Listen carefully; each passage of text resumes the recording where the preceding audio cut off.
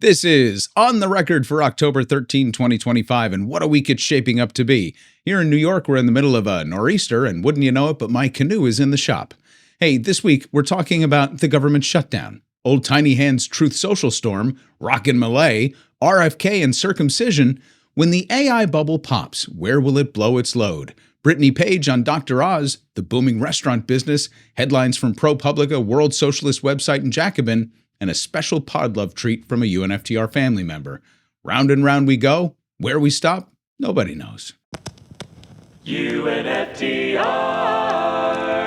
There's only one team in the NFL that's winless, and it's my beloved New York Jets. Hey, Woody Johnson, sell the team. You know, you've never had a job. Your family's company made the worst COVID vaccine. You were an ambassador to the UK when Brexit happened. You've owned the Jets for 25 years and have nothing to show for it, not even a stadium. We have to share one with the fucking Giants, and it's in New Jersey of all places. Also, I don't care about football. The government shutdown continues, and so this might go on for a while. Unlike past instances, when earnest debates took place behind the scenes on clean CRs and debt ceilings, this one is a war of ideological will, with both sides believing that they have the advantage the longer it goes on. So on the one side, Republicans are taking full advantage of it by issuing termination notices. Rasputin himself, Russell Vogt, is orchestrating all of it behind the scenes and is very thankful for the shutdown, I guarantee you, because no one can stop him right now. And the Democrats figured out that their political future literally hangs in the balance now that they have something to actually stand on. But understand this, the Republicans love this because it not only allows them to further gut the federal agencies, but the gutting itself plays into the whole government is dysfunctional mantra. It's a self-fulfilling prophecy that they'll utilize to privatize more and more government services. Meanwhile, if and when this government ever reopens, we're going to see the tremendous impact to labor figures with a new round of federal layoffs and a standstill among programs that feed various parts of the economy, from medical research to agriculture and what have you. One way or another, the GOP is determined to show that the government doesn't work, even if they have to kill it to prove it. At the end of last week, Donald Trump wrote a summer capitalization post, meaning of all the words in his rambling screed, some are capitalized, some are lowercase. Anyway, he wrote it in anger over China moving to place export controls on certain rare earths.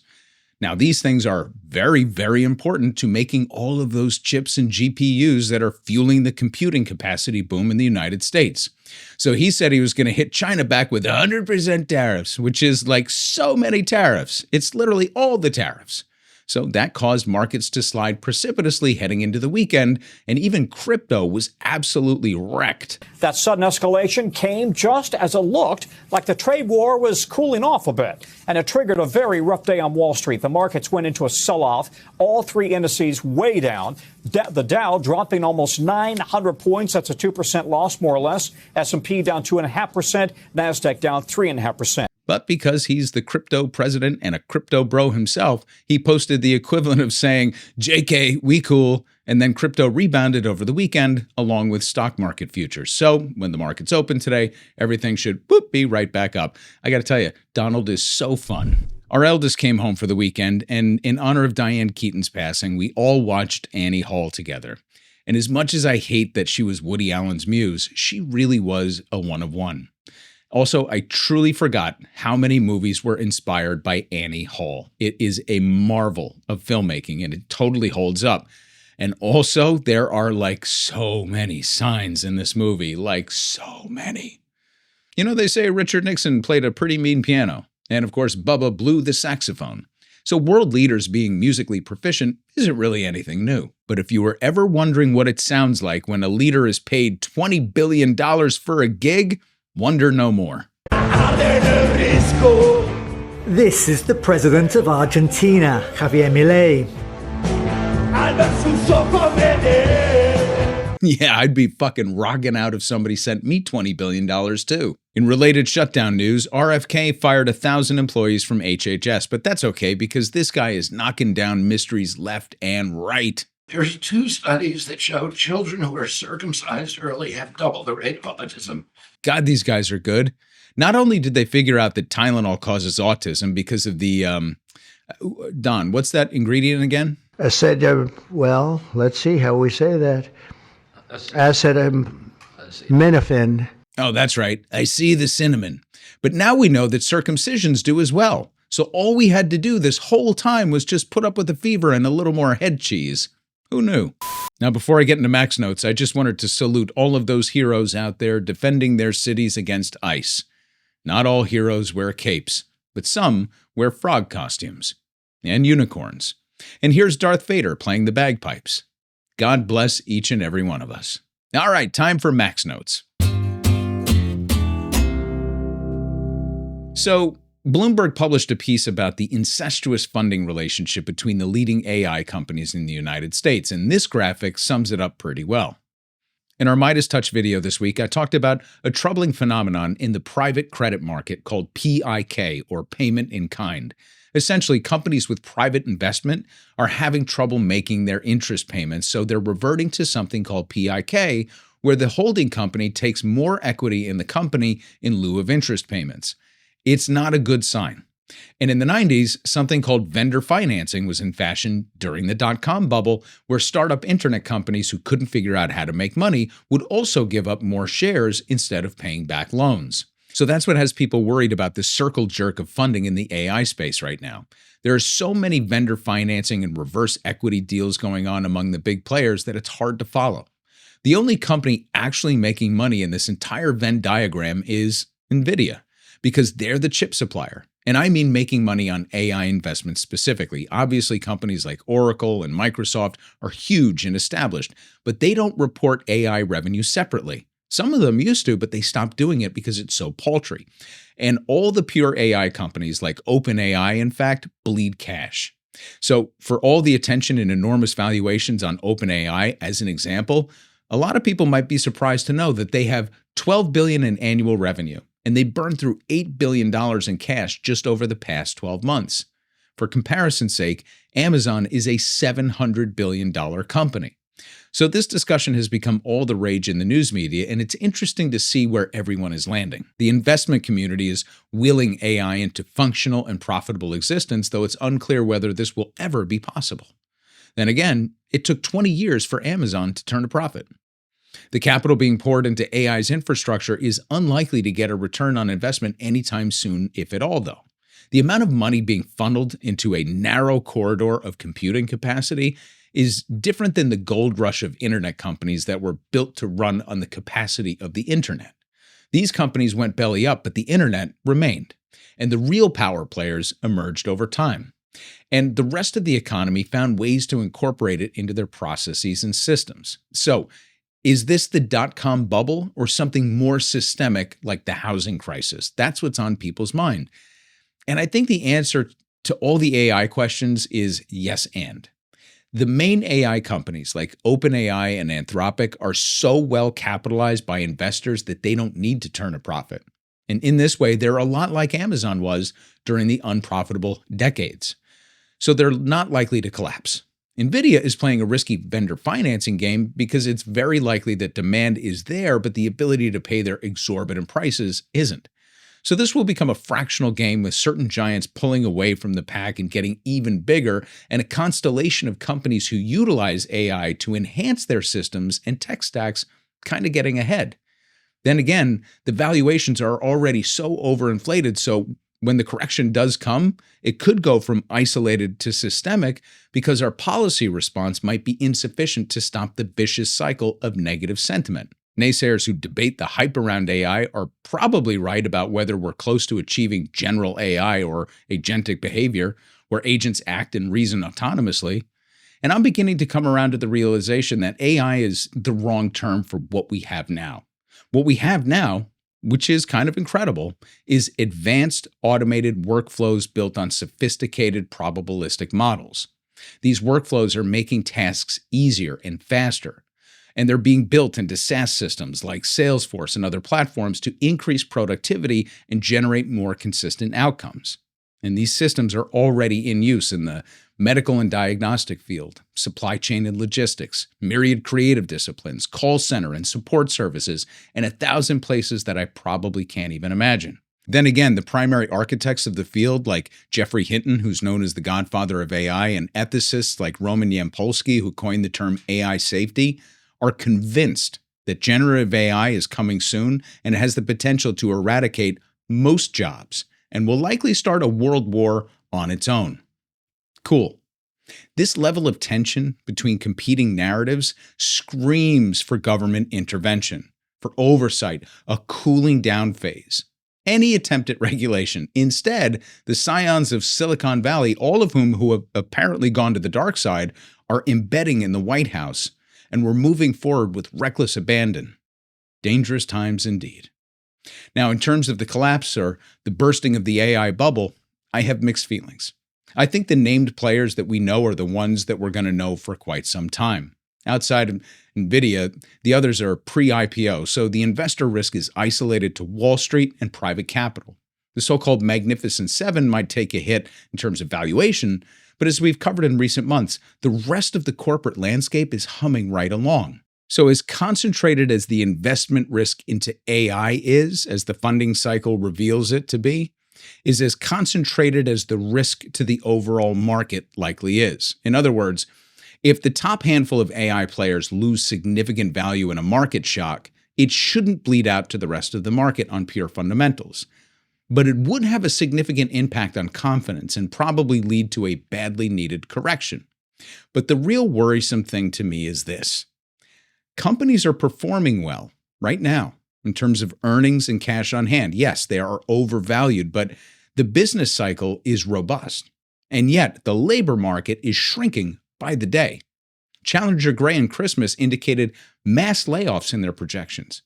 Corporate America is learning that it can do more or the same with less. So if this is the revolution before the real revolution, what does that even mean? AI doesn't have to realize its full generative potential because automation capability is growing exponentially as a result of the capital investments into sheer computing power. Food for thought.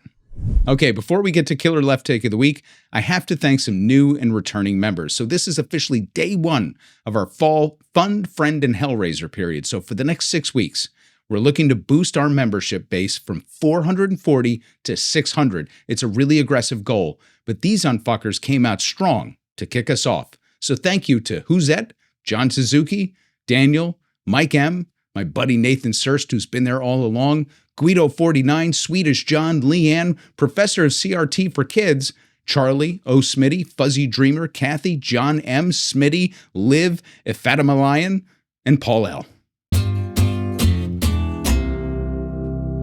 All right, time for Killer Left Take of the Week. KLTW goes to Brittany Page of the Page Perspective. Now, I dig Brittany because she's one of the commentators who does the work. She's not just responding, but she does her research and her homework, and she's a solid presenter. So this week, Brittany covers Dr. Oz's recent appearance at the Aspen Institute, where he touted the patriotic need for Americans to work longer. All those freeloading seniors need to keep hustling and keep grinding for the good of the economy. And to make sure that they do, we're going to just start taking shit away from them. Take a listen.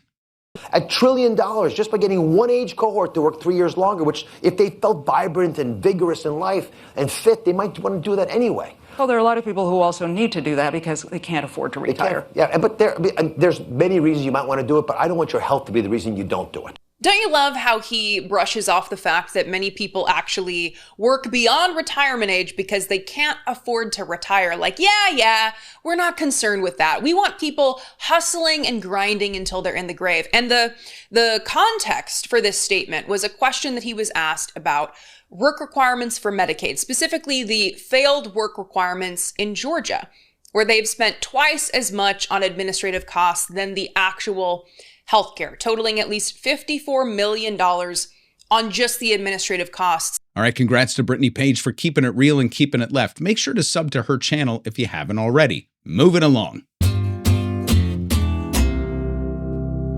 Chart of the week is from Open Table.